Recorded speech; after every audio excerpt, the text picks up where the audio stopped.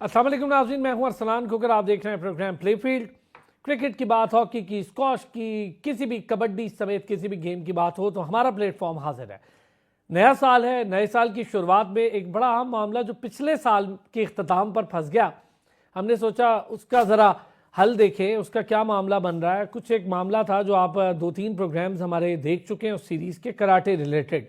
Islamabad karate association, उसके अंदर धड़ेबंदी, दो धड़े, दोनों एक दूसरे को गलत करार दे रहे हैं, लेकिन कौन ठीक कौन गलत है। दूसरी बात यह है कि जो कराटे फेडरेशन है वो एक धड़े को एक क्लेम या मैं कहूँ वेरीफाई कर रही है। हमारे सोर्सेस से मैंने पता करने की कोशिश की तो उन्होंने एक धड़े को वेरीफाई किया, दूसरे को नहीं किया। लेकिन दूसरा धड़ा वो है जो पिछले प्रोग्राम में हमारे साथ मौजूद था, अवैस साहब मौजूद थे। तो अवैस मुगल साहब की टीम और अवैस मुगल साहब की पूरी जो क्रू है उन्होंने हिस्सा लिया कायदे-ए-आज़म गेम्स 2024 में। ये जो कायदे-ए-आज़म गेम 2024 हुए, इसमें जो इस्लामाबाद की कराटे की टीम शामिल हुई वो उनकी थी। अदनान असलम साहब और जो इस्लामाबाद कराटे एसोसिएशन के प्रेसिडेंट अदील अहमद साहब हैं, इनकी टीम उसका हिस्सा नहीं बन पाई। उसकी रीज़न ये थी कि इन्होंने कहा जी हमें पता नहीं चला कि क्या हो रहा है, कैसे हो रहा है, और इलेक्शंस का प्रोसीजर ठीक नहीं था। उस प्रोसीजर के तहत वो ये कहते हैं कि हमारा प्रोसीजर ठीक था, इनके मुताबिक प्रोसीजर ठीक नहीं था। मामलात क्या हैं, कहाँ जा रहे हैं, आज हम इस पर बात करेंगे। सबसे पहले अपने देखने वालों को नया साल की मुबारकबाद पेश करेंगे हमारे प्लेटफॉर्म सच टेलीविजन से, प्ले फील्ड से, और दुआ करेंगे कि आने वाला साल तमाम खेल खिलाड़ियों, हमारी आवाम, पाकिस्तान के हर शोबे के लिए अमन व सलामती का गहवारा बने और तरक्की का गहवारा बने। तो इसी के साथ आज के प्रोग्राम की शुरुआत करेंगे। अदनान असलम साहब ने हमें ज्वाइन किया है, जनरल सेक्रेटरी हैं इस्लामाबाद कराटे एसोसिएशन के। उनके साथ साथ president Islamabad karate association Adeel Ahmed sahab, उन्होंने भी हमें ज्वाइन किया है। बहुत शुक्रिया दोनों हजरात का। पहले ज़रा अदनान भाई, चूँकि बात प्रेसिडेंट से करनी थी, लेकिन आप चूँकि इस सारे केस को पुटअप कर रहे हैं, इसको लड़ रहे हैं, कोई रिपोर्ट मुरतब करने का आपने मुझसे कहा था, वो कर भी दिया आपने। हम ज़रा डिटेल शुरू करेंगे। पिछला प्रोग्राम आपने देखा, उन्होंने जो एंडिंग पे बात हुई, मेरा ये ख्याल था कि दो धड़े मिल बैठे। इस पर मैं आगे बात करूँगा कि क्यों नहीं हो सकता, क्या वजह है, क्या मामलात हैं। बहरहाल उनकी टीम खेली तो इसका मतलब है कि वो भी किसी न किसी तौर पे वेरीफाई तो थे, तो उनकी टीम खेल गई। आपका ये मौक़िफ़ था कि नहीं, हाँ हमारे बच्चों को खेलने नहीं दिया गया, उनको भी खेलने दिया। मेरा ख्याल है बच्चे तो किसी के भी हों, कोई भी फेडरेशन में धड़ेबंदी हो, खेलने देना चाहिए। अब शुरू करते हैं, अब बताएं जी मामलात हैं क्या। जी सबसे पहले तो अरसलान साहब आपका बहुत शुक्रिया कि आपने एक दफ़ा मुझे फिर यहाँ पे मदऊ किया और मौका दिया कि मैं अपने जो मेरा मौक़िफ़ था उसके ऊपर मैं खुल के बात कर सकूँ। और एक चीज़ को और भी अप्रिशिएट करना चाहूँगा कि मेरे प्रोग्राम के बाद जो आप जिसका दूसरे धड़े की बात कर रहे हैं कि उन्होंने भी ज़ाहिर बात अपना मौक़िफ़ बयान करना चाहा, तो आपने उनको भी प्रॉपर अपॉर्चुनिटी दी, तो उन्होंने अपना मौक़िफ़ जो बयान किया। एक तो मैं उसके ऊपर भी मेन बात करूँगा कि वो जो उन्होंने मौक़िफ़ बयान किया वो सारा का सारा, मतलब मैं अगर ये कहूँ कि मोर देन 90% वो उसमें बहुत सी चीज़ें फेक थी और प्रोपेगेंडा था। उसका आज मेरे पास प्रॉपर डॉक्यूमेंट्स मौजूद हैं और विद एविडेंस मैं उसके ऊपर आपको दूंगा। दूसरा, जो मैंने आपसे कहा था कि इस्लामाबाद गेम्स में जो जेन्युइन कराटे की जो टीम थी जिसको हम ओन कर रहे हैं, उसको इस्लामाबाद स्पोर्ट्स बोर्ड ने नहीं एंटरटेन किया। उससे पहले एक फ़ेक कराटे टीम जो एंटरटेन हो चुकी थी या एंटर हो चुकी थी उसको खिलाया गया और उसकी जो परफॉर्मेंस रही, वही बात है, प्लेयर्स हर सबके एक जैसे होते हैं। हमने इसलिए टीम को खेलने का मौका दिया कि परफॉर्मेंस सामने आ जाए कि वो जो टीम खिलाएगी बैनुल सूबाई इवेंट में उस टीम की कारकर्दगी क्या रही, और हमारे जो नेशनल लेवल के प्लेयर्स, नेशनल चैम्पियंस, वो जिस गेम में नहीं शामिल हो सके, वो तो उसका जो भी सारी बात एक लॉस हुआ सो हुआ। तो उसके ऊपर आज मैं ये भी आपसे डिस्कस करना चाहूँगा उसके ऊपर। आप अदील साहब भी साथ हैं। अदील साहब, आप प्रेसिडेंट हैं इस्लामाबाद कराटे एसोसिएशन के। ये बताएं, जब ये इलेक्शंस हुए और जो सेंट्रल या मरकज़ी फेडरेशन है कराटे की, जैसे पाकिस्तान कराटे फेडरेशन हम कह लें, उस तक जो डॉक्यूमेंटेशन या इलेक्शन प्रोसीजर है वो आप लोगों ने वहाँ तक पहुँचाया या क्या मामला है? उनका मौक़िफ़ ये है कि वो भी अपनी जगह दुरुस्त है। अच्छा अरसलान भाई, ऐसा है कि जो फॉर्मर जनरल सेक्रेटरी थे ना अवैस मुगल साहब, ठीक है, जनरल सेक्रेटरी का काम होता है वो सारी फेडरेशन को, पाकिस्तान ओलंपिक को, इस्लामाबाद ओलंपिक को और इस्लामाबाद स्पोर्ट बोर्ड को उन्होंने लेटर लिख के बुलाना होता है, ठीक है। इन्होंने लेटर भी लिखा, अब वो बंदे आए नहीं आए, ये जितना प्रोसीजर था सारा अवैस साहब ने खुद किया। इलेक्शन का जो सारा प्रोसीजर था उन्होंने किया, उन्होंने नुमाइंदों को कॉल की, ठीक है, इसमें हमारा कोई अमल दखल नहीं था। लेकिन अदील साहब ये बताएं मुझे, ये जो इलेक्शन प्रोसीजर हुआ उसमें आप लोगों का क्या सिलसिला रहा? आप लोगों ने कंटेस्ट किया उस इलेक्शन को? ये इलेक्शन हमने लड़ा है उनके खिलाफ। उसके क्या रिजल्ट रहे? वो मैं 3-2 से जीत गया हूँ, अदनान साहब भी जीत गए, ठीक है, इलेक्शन में। अब बात यह है कि उसी इलेक्शन में वो कुछ बातें भी अदनान साहब आपको बताएंगे कि ये जो अवैध साहब हैं, ये साबका जनरल सेक्रेटरी थे। इन्होंने 8 साल जनरल सेक्रेटरी का उस पे ओहदे पे रहे, फिर इन्होंने उस पे प्रेसिडेंटशिप पे ना इलेक्शन लड़ा मेरे खिलाफ, ठीक है। और जो साबका प्रेसिडेंट थे वो मौजूदा हमारी बॉडी के चेयरमैन हैं। और ये जो अवैस मुगल साहब हैं, ये हमारी मौजूदा बॉडी के एग्जीक्यूटिव मेंबर हैं, ठीक है। बाद में जब ये इलेक्शन खत्म हो गया, सब कुछ हो गया, तो बाद में इन्होंने ये अलहदा से अपनी एक बंदे ने बना ली, बाकी सारे तो ऑलरेडी हमारे मेंबर हैं। अदनान भाई, अब जरा मैं इलेक्शन प्रोसीजर पे थोड़ी डिटेल बात करते हैं। इलेक्शन प्रोसीजर ये सब कुछ कैसे हुआ? जबकि इसके ऑब्जर्वर के तौर पे तो मेरा ख्याल है बोर्ड, ओलंपिक एसोसिएशन, इन सारों को तो होना चाहिए था, चाहे इस्लामाबाद स्पोर्ट्स बोर्ड ही क्यों ना हो, लेकिन इनको तो ऑब्जर्वर के तौर पे होना चाहिए था। जी अरसलान साहब, आप बिल्कुल ठीक कह रहे हैं। इसमें देखें, क्योंकि अभी जैसा हमारे प्रेसिडेंट साहब ने बताया, आदिल साहब ने, अवैध साहब जो है ना पिछले 2 टेन्योर में जनरल सेक्रेटरी रहे, यानी कि 4 और 4 8 साल। अब जो लास्ट जब उनका टेन्योर ख़त्म हो रहा था, तो जो उन्होंने मीटिंग कॉल की जिसमें उन्होंने हमारे पाकिस्तान कराटे फेडरेशन को भी लेटर दिया, और ये देखिए लेटर मैं साथ लेके आया हूँ, ये आप ऑनर दे सकते हैं कि वो लेटर है जो कि अवैध मुगल साहब ने ख़ुद इसको इशू किया, और इसमें उन्होंने नीचे मेंशन किया हुआ कि सीसी कर रहे हैं सेक्रेटरी इस्लामाबाद स्पोर्ट्स बोर्ड को, क्योंकि ये सेक्रेटरी का काम था कि जब वो इलेक्शन करवा रहा था as a observer Islamabad sports board को इस्लामाबाद ओलंपिक्स को बुलाए। तो अब जब वहाँ पे मीटिंग में हमें उनसे पूछा गया हमारे चेयरमैन साहब ने कि इस्लामाबाद स्पोर्ट्स बोर्ड कहाँ पे है, तो अवैस रशीद साहब ने कहा कि सर मुझे याद नहीं रहा उनको बुलाना। अब मुझे बताएं ऑन द स्पॉट तो फिर इलेक्शन में कोई सेम डे पे सेम टाइम पर नहीं आ सकता। एक तो सबसे पहले गलती जो अवैस रशीद साहब ने खुद की, जानबूझ के की या नादानी से जो भी की, वहाँ पे ऑब्जर्वर को नहीं बुलाया गया। नंबर 2, जब इलेक्शन हुआ वहाँ पे चूँकि वो जनरल सेक्रेटरी 8 साल रह चुके थे, तो प्रेसिडेंट के लिए उन्हें दोबारा सेक्रेटरी के लिए नहीं आ सकते थे।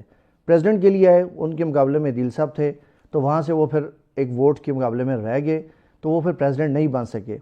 उसके बाद उनकी अपनी मर्ज़ी के मुताबिक उनको वहाँ का एग्जीक्यूटिव मेंबर बनाया गया। उसके मिनट्स ऑफ मीटिंग्स मैंने आपको भी भेजे हुए हैं, आपके पास हमारे पड़े हुए हैं। उसमें अवैस रशीद साहब एज एग्जीक्यूटिव मेंबर मौजूद हैं, और जो जो बॉडी थी उसके जो प्रेसिडेंट थे इजाजुल हक साहब जी, वो उस वक्त हमारी जो मौजूदा बॉडी है उसके वो चेयरमैन बन गए। और इसमें आप देख सकते हैं कि अवैस साहब भी खुद भी मौजूद थे, सिग्नेचर साहब मौजूद हैं कि उस इलेक्शन का हिस्सा थे, और इसकी तमाम न्यूज़पेपर में विद पिक्चर्स वो ग्रुप में भी मौजूद हैं कि जब वो इलेक्शन में मौजूद हैं और एग्जीक्यूटिव मेंबर बन चुके हैं, तो मुझे बताएं आपके लास्ट प्रोग्राम में वो किस हैसियत से एज ए प्रेसिडेंट यहाँ पे आके बैठे, क्योंकि वो तो दोबारा मजाज ही नहीं रहे कि वो इलेक्शन करवाते। एक फेक इलेक्शन करवाया, अपने आप को प्रेसिडेंट शो कर लिया, वन बॉडी इलेक्शन था, और वहीं पे उन्होंने इस्लामाबाद स्पोर्ट्स बोर्ड में चुपके से जाके वो फेक एक लेटर बेड बना के अपने आप को शो किया कि जी ये इलेक्शन हो चुके हैं, तो ये मैं प्रेसिडेंट हूँ। तो अगर मैं इस्लामाबाद स्पोर्ट्स बोर्ड से पूछूंगा कि अगर ये प्रेसिडेंट शो कर रहे हैं, तो अब इनसे पूछें जो एक्स प्रेसिडेंट थे इजाजुल हक, वो कहाँ पे हैं? वो तो आपके साथ नहीं खड़े हो सकते, तो हमारे साथ हैं। और दूसरा, आप हमारी बॉडी के एग्जीक्यूटिव मेंबर हैं, आपके सिग्नेचर मौजूद हैं, मिनट्स ऑफ मीटिंग मौजूद हैं, जो कि मैंने तमाम जगहों पे इस्लामाबाद स्पोर्ट्स बोर्ड में भी वो मिनट्स ऑफ मीटिंग सबमिट करवा दिए हैं। और लास्ट टाइम आपने ये भी झूठ बोला कि हमने दान साहब को कॉल की और 5-6 दफ़ा का हमें मिनट्स ऑफ मीटिंग दें। तो वैसा अगर आप मैं फेस टू फेस होता तो आपका प्रोग्राम 5 मिनट में ख़त्म हो जाता, क्योंकि आपने मुझे सिंगल कॉल भी नहीं की, सिंगल मैसेज भी नहीं किया, क्योंकि उसकी वजह थी आप वहाँ से एग्जीक्यूटिव मेंबर बन के आप निकले, उसके बाद आपने हमसे कोई रब्ता नहीं किया, बल्कि आपने लेकिन अगर वो कह रहे हैं कि उन्होंने राब्ता किया, तो ये कैसे हो सकता है कि वो खुद आपके मेरे शो में कहकर गए? सर वो गलत कह रहे हैं। उन्होंने मेरे से एक दफ़ा, बल्कि मैंने ही उन्हें एक दफ़ा कॉल की, बल्कि उसके बाद हमने एक मीटिंग बुलवाई और एक इवेंट रखा, क्योंकि उसके फ़ौरन बाद अल कबीर नेशनल कराटे चैंपियनशिप थी। उसके लिए मैंने उनको लेटर भी भेजा कि आप अपनी टीम लेके आए। आपने लेटर भेजा कि आप अपनी टीम लेके आए? मुझे एक ब्रेक लेना था, ये बड़ा इंपॉर्टेंट बात है। एक ब्रेक लेते हैं जी, ब्रेक से वापस आते हैं तो इस पर ज़रा बात करते हैं, चूँकि फेडरेशंस, एसोसिएशंस, उसके अंदर बनने वाले धड़े, प्रॉब्लम क्या है? जो लोग काम करना चाहते हैं बच्चों के लिए, खिलाड़ियों के लिए, वो भी इससे डिस्टर्ब होते हैं, चाहे वो किसी भी धड़े से, मुझे इससे कोई लेना देना। लेकिन खिलाड़ी, असल मसला खिलाड़ी का है। मैं हमेशा खिलाड़ी के हक के लिए खड़ा हूँ, खिलाड़ी के साथ हूँ। एसोसिएशन, फेडरेशन, या आने जानी चीज़ें, मुझे इससे कोई लेना देना।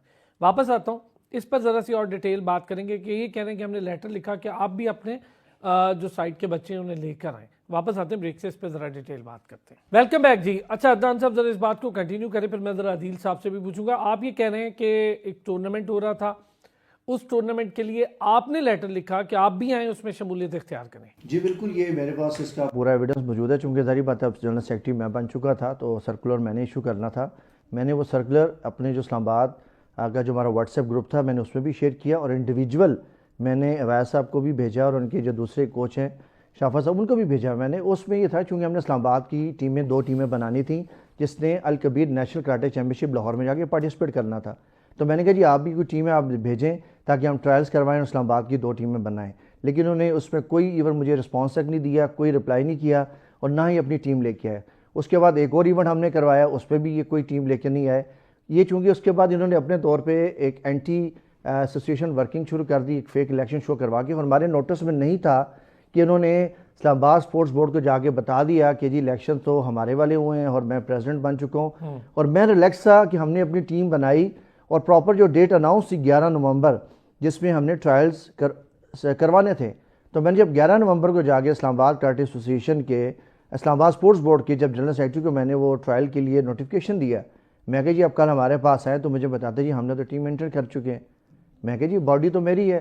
तो वहाँ पे मुझे इंकशाफ हुआ कि एक जाली इस्लामाबाद कराटे एसोसिएशन की एक जो है वो टीम सामने आ चुकी हुई है और अवैध साहब। लेकिन ये देखिए ना, मैं बार बार एक चीज़ पूछ रहा हूँ अदील भाई, ज़रा आप मुझे बताएं, एक टीम ऑफिशियल गेम्स का हिस्सा बन गई तो हम उसको जाली कैसे कह पाएं? मैं ये सिर्फ जानना चाह रहा हूँ कि वो ऑफिशियल हिस्सा कैसे बनी। इसका मतलब है कि ये तो सारों के लिए बड़ा मसला है, फिर तो कराटे फेडरेशन को भी इस पे आगे आना चाहिए। उसको भी मैं अगला प्रोग्राम इंशाल्लाह कराटे फेडरेशन को लेकर भी करूंगा। तो अदील भाई ये कैसे हो गया कि आप लोगों की टीम नहीं खेल पाई और अवैस मुगल साहब की टीम को उन्होंने वेरीफाई कर लिया, क्लेम कर लिया, उसे मान लिया और उसे खेलने दिया? ये कैसे हो सकता है? जी बिल्कुल अरसान भाई, ये ऐसे हुआ कि क्योंकि ये जो फोकल पर्सन है कसूरी साहब, रमजान कसूरी साहब जो इस्लामाबाद स्पोर्ट्स बोर्ड में होते थे, तो उनके पर्सनल रिलेशंस भी काफ़ी जो है अवैस साहब के साथ काफ़ी अरसे से हैं, ठीक है। तो उन्होंने उनको फैसिलिटेट करने के लिए ये काम किया।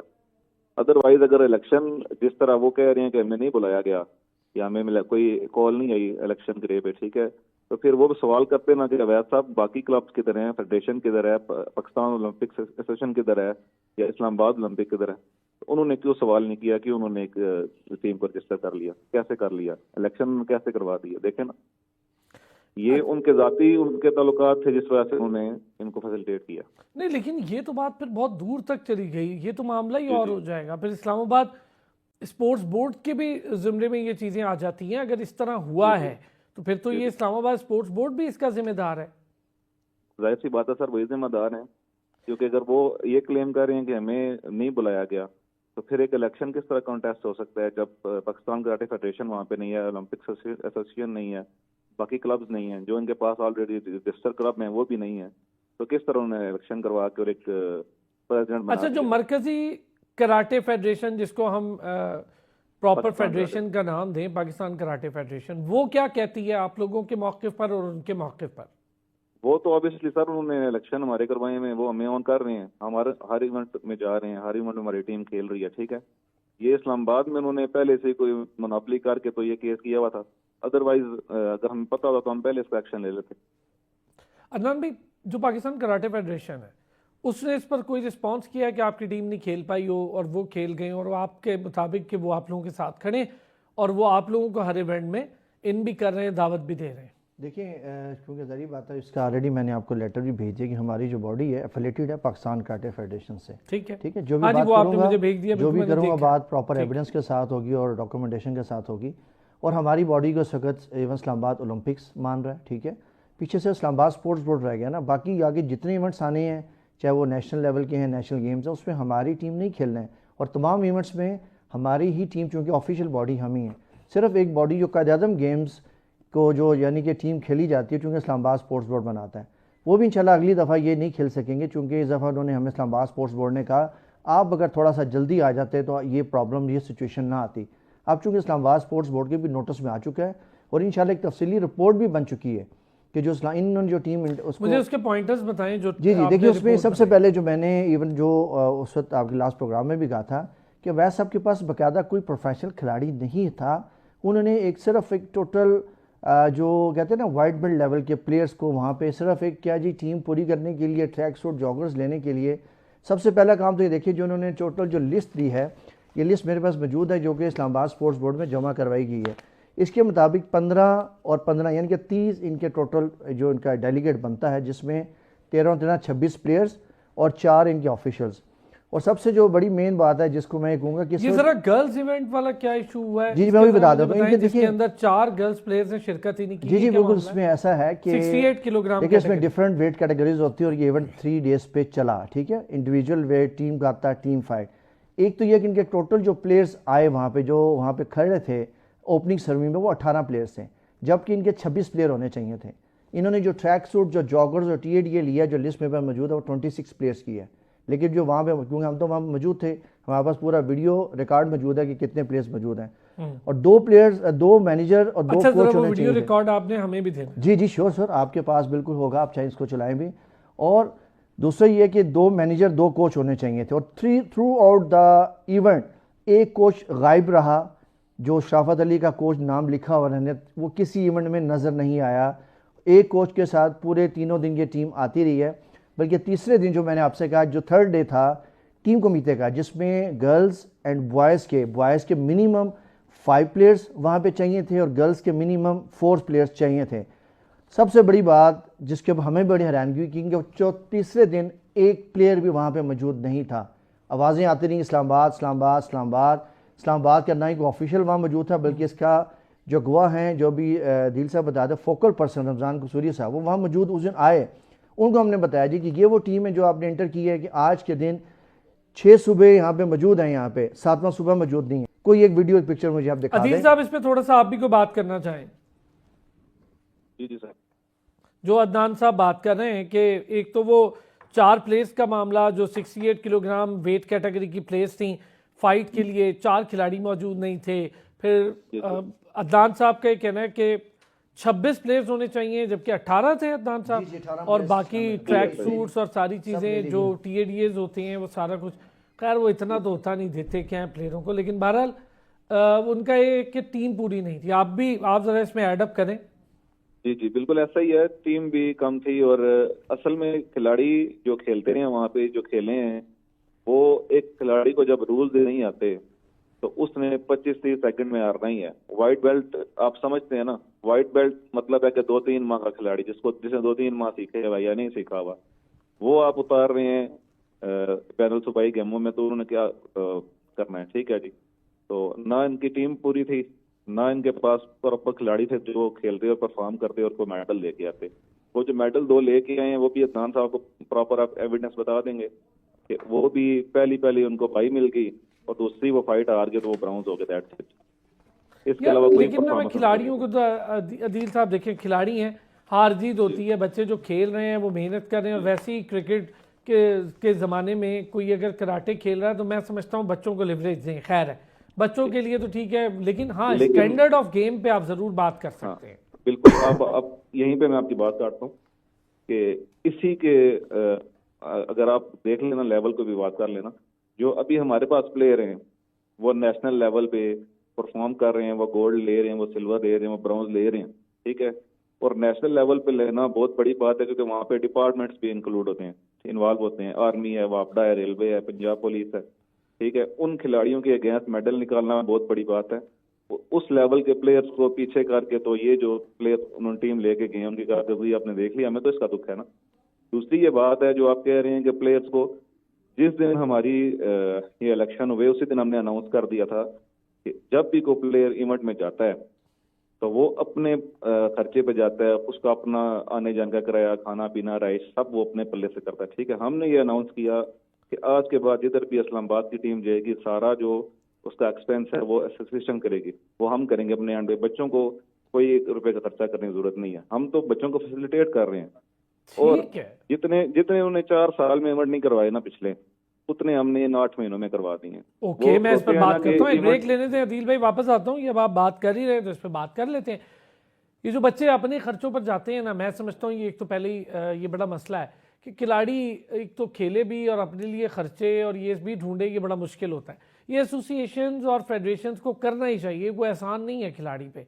तो इस पर भी बात करूंगा मैं वापस आके। ये अच्छी चीज़ है अगर एसोसिएशन कर रही है और उसको करना चाहिए, अगर वो जिम्मेदारी समझ रही है तो मैं उसको बड़ा अप्रिशिएट करूंगा। इवेंट्स कितने हुए पिछले 4-5 सालों 8 सालों में और अब कितने हुए, इस पर भी हम बात कर लेंगे। दूसरा स्टैंडर्ड ऑफ गेम पर ज़रा बात करूंगा। एक कोई काता हुआ उस पर ज़रा बात करूंगा कि उस पर क्या एतराज़ है अदनान असलम साहब को। और चूँकि ये खुद टेक्निकली भी उन्होंने कहा था कि शायद अदनान साहब मेरा ख्याल है कराटे से रिलेटेड ही, इस पर भी मैं ज़रा बात करूंगा एक ब्रेक के बाद। वेलकम बैक जी। अदनान असलम साहब, इसी से शुरू कर लेते हैं। एक वो काता हुआ, आपको एतराज़ है कि वो काता ठीक नहीं हुआ, हम ज़रा अपनी टेलीविज़न स्क्रीन पर भी दिखा देते हैं वो काता, ज़रा देख लेते हैं, फिर उस पर थोड़ी सी बात करते हैं। ज़रा बताएं ये जो चल रहा है काता इस वक्त टीवी स्क्रीन पर, क्या इशू है इसमें, क्या है, आप क्यों इसको ठीक नहीं कह रहे, टेक्निकली क्या मसला है? असला साहब देखिए, आपको तो शायद देखने में ये बच्चे परफॉर्म करते नज़र, देखिए मैं इसमें बच्चों को कुछ नहीं कहूँगा क्योंकि इसमें कसूर बच्चों का नहीं होता, उस कोच का है जो इनको यहाँ पे लेके आया। ये बैनुल सूबाई इवेंट है, इसमें तमाम सूबों की क्रीम एक फ़िल्टर होके सेलेक्ट होके आए हुए हैं। आप बैनुल सूबाई इवेंट के लिए आप जिन बच्चों को टीम काता के लिए आप लेके आए हैं, एक तो सारे के सारे वाइट बेल्ट, और दूसरा आप जो काता परफॉर्म कर रहे हैं वो बिल्कुल बिगिनर लेवल का काता, यानी कि हयान शुदान। मुझे इस पर एतराज़ नहीं कि आपने हयान शुदान क्यों करवाया, आप बिल्कुल करवाएं। एतराज़ इस पे है कि आपने ट्रायल्स करवाए 11 नवंबर को और 13 दिसंबर के बाद से गेम शुरू हुई, आपके पास 1 माह से भी ज़्यादा का टाइम था, तो कम अज़ कम बच्चों को हयान शुदान ही आप अच्छे तरीके से करवा लेते, जो कि टेक्निकली, क्योंकि जिसने लास्ट टाइम मुझे कहा जी अदनान असलम का तो कराटे से ताल्लुक़ नहीं है, तो उसमें मैं बताता चलूँ कि मैं कोई पिछले मोर देन 30 ईयर से मैं कराटे कर रहा हूँ, कोई कबड्डी नहीं कर रहा। और दूसरा ये है कि मैं यहाँ पे पाकिस्तान कराटे फेडरेशन का, जो कि इस वक्त पाकिस्तान का सबसे मोतबर इदारा कराटे का PKF है, उसका मैं क्वालिफाइड कोच हूँ, क्वालिफाइड रेफरी, क्वालिफाइड जज हूँ। इसके अलावा एशियन एंड वर्ल्ड क्वालिफाइड मेरे पास सर्टिफिकेशन मौजूद हैं। और अल्हम्दुलिल्लाह मैंने, अगर आप पर्सनल होने की कोशिश करेंगे तो फिर आपकी काबिलियत पर भी बहुत से सवाल उठेंगे कि आपकी काबिलियत क्या है, क्योंकि आपकी काबिलियत हमें नज़र आ गई कि एक हयान शुदान गाता, अगर आप टेक्निकली देखें तो उसमें आप देखेंगे जो स्पेशली जो मोस्टली जो हम स्टांसेस कहते हैं, जो डाचियाँ यूज़ हुई हैं, इसमें ज़ेनकिसो डाची जो कि टोटल थ्रू आउट द काता में टोटल बच्चे उस डाची से आउट रहे। किसी एक बच्चे की जो फ्रंट स्टांस हम बोलते हैं ज़ेनकिसो डाची, किसी एक बच्चे की नज़र नहीं आ रही। दूसरा जो लास्ट मूव में लास्ट जो 4 स्टेप्स में जो कोकोसो डाची आती है, वो भी टोटल किसी बच्चे की ठीक नहीं थी, जिसके ऊपर पॉइंट्स दिए जाते हैं। फिर मोस्टली इस पूरे काते में एक बेसिक पंच यूज हो रहा है जिसका हम ओइजुकी बोलते हैं। ठीक है, चलो वक्त कम है, मुझे बताएं अब इसको, ये जो आपने अपनी रिपोर्ट मुरतब कर दी है, जी इसको कहाँ सबमिट करवा रहे हैं और क्या करना है? इसमें सर ये ये रिपोर्ट हमारी कंप्लीट हो चुकी है। ये इंशाल्लाह एक तो चीफ कमिश्नर ऑफिस में जाएगी, इसके अलावा इस्लामाबाद स्पोर्ट्स बोर्ड में जाएगी, इसके अलावा इस्लामाबाद ओलंपिक्स में जाएगी, पाकिस्तान स्पोर्ट्स बोर्ड में जाएगी। यहाँ पे ठीक हो गया अदनान भाई, अब जरा जल्दी से और शॉर्टली एक तो मैं चाहता हूँ आप सारे हजरात इससे बाहर आ जाएं कि वो उसका खिलाड़ी, वो इसका खिलाड़ी, और मुझे लगता है आप लोग पढ़े लिखे लोग हैं, इन चीज़ों में नहीं आएंगे। कौन किसका खिलाड़ी, जो डिजर्विंग है वो कहीं से भी हो, उसको प्रेशराइज नहीं होना चाहिए, वरना मैं उनके साथ ही खड़ा हूँ, हमेशा खड़ा हूँ, बड़ा क्लियरली ओपनली, किसी के साथ नहीं हूँ मैं उनके साथ। अब मुझे ये बताएं, आप उनके साथ बैठ के कोई बातचीत कर सकेंगे अगर अभी इस मामले का हल निकालें, वरना ये तो फिर लड़ाई की तरफ, एजिटेशन की तरफ चला गया तो खामखाई पाबंदियाँ और दीगर मामला ना हो जाए।